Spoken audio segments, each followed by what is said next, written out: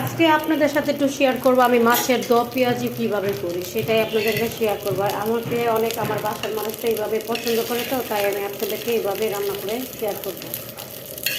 তো চলুন, আমার মাছটা আগে ভাইজে নিচ্ছি কড়া করে এই মাছটা কড়া করেই হবে, দ পেঁয়াজি কোনো ঝোল থাকবে না।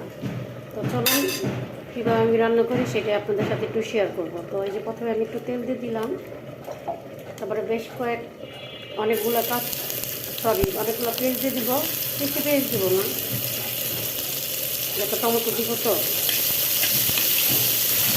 তারপরে একটু আদা রসুন দিব, পেঁয়াজ একদম শুকনো শুকনো থাকবে, তো তাই একটু আদা রসুন দিয়ে দিলাম।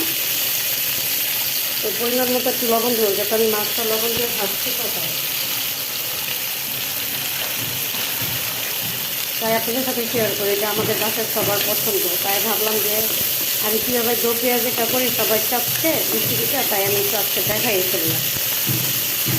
তো এইভাবে ফলো করলে খুবই রান্নাটা ইজি হয়ে যায়। যারা আমাদের নতুন আপুরা আছে, নতুন ভাইরা যারা বেচেলার বিদেশে থাকে, এভাবে ইজিভাবে তোমরা সহজ হয়ে যাবে যদি আমার এটা ফলো করেন। রান্নাটা আমি কীভাবে রান্না করি সেটাই আপনাদের সাথে শেয়ার করবো। একটু পেস্টগুলো একটু নরম যখন হয়ে যাবে আমি টমেটোগুলো দিব, আর একটু পেস্ট একটু নরম হলে আমি টমেটোগুলো দিব। যেটা আমি দো পেঁয়াজি করবো, একটু পেঁয়াজটা নরম হলেই আমি আপনার টমেটোগুলো অ্যাড করবো। আর আগে একটু আদা রসুনটা ভালো মতন গন্ধ করবো। আদা রসুনের গন্ধটা খুবই খারাপ, কারণ আদা রসুনের গন্ধটা এত স্মেলটা আছে, কোনো খাবার যদি ভালো মতন আদা রসুনটা যদি ভালো মতন না পচাইলে তাহলে কোনো যে আমার পেঁয়াজটা নরম হয়ে গেছে, আমি এখন এই যে টমেটোগুলো দিয়ে দিলাম। টমেটোগুলো একটু ভালো ভালো করে তারপর আমি দিয়ে দিব হলুদ মরিচগুলো।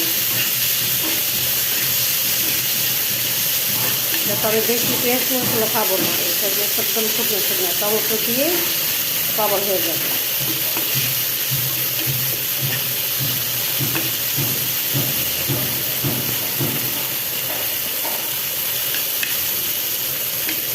তো আমি এখন পরিমাণ মতো একটু হলুদ মরিচ দিয়ে দেবো, একটু হলুদের গুঁড়াতে দিলাম, বেশি দিব না, যেহেতু আমার এটা ভালো আছে। আর একটু মরিচের গুঁড়োটা দিব, একটু ঝাল যেটা আপনাদের যেরকম পছন্দ সেরকম দিব। আমার একটু ঝাল খাবো এটা, এই জন্য আমি একটু মরিচের গুঁড়ো একটু বেশি দিয়েছি। তো আমি একটু সামান্য পানি দিয়ে দিব, যাতে মশলাটা ভালো মতন কষা হয়, আদা রসুনের গন্ধটাও যেন চলে যায়।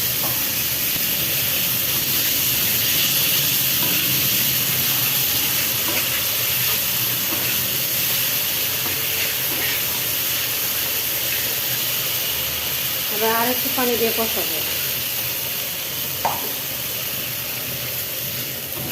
তো এইভাবে রান্না করলে মাছটা খুবই মজা লাগে, তো খেয়ে দেখেন ভালো লাগে, এই জন্য আপনাদের সাথে শেয়ার করা।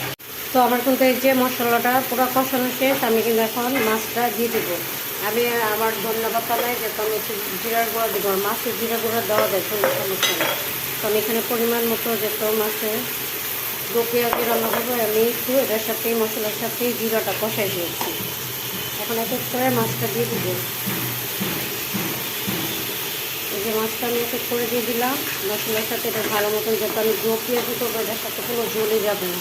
তো আমি যে আরেকটু পানি দিয়ে দিলাম, যাতে মাছটার সাথে গন্ধটা যাতে চলে যায়।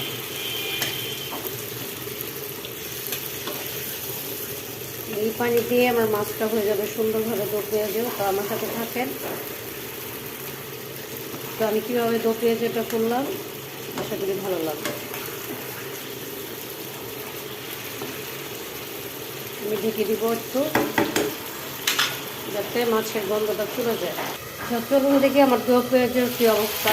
আর ভুলে গেছি, এটা হলো আমার রুই মাছের দো পেঁয়াজি। এই যে দেখছেন রুইগুলো শুকিয়ে গেছে, এটা একদম মাখা মাখা হবে। এরকম ভালো উল্টাই দিব, যাতে ভালো মতন গায়ে মাছের গায়ে লেগে যায় মশলাগুলো। এভাবে খেয়ে দেখেন, এত মজা লাগে বলার বাইরে।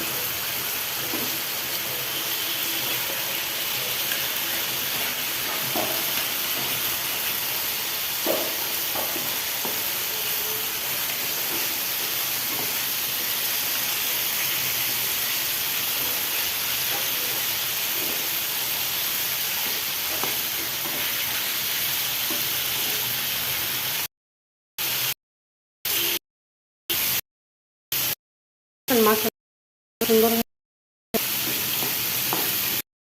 তো আজকে এই পর্যন্ত শেষ করলাম। ভালো লাগলে লাইক শেয়ার সাবস্ক্রাইব করতে ভুলবেন না। আর আমার মাছের ডো যেটা কিরকম হয়েছে সেটাও কমেন্ট করে জানাবেন। বুঝছেন, আমার কিন্তু একদম কোনো পানি থাকছে না, এইভাবে খেলে খুব মজা লাগে।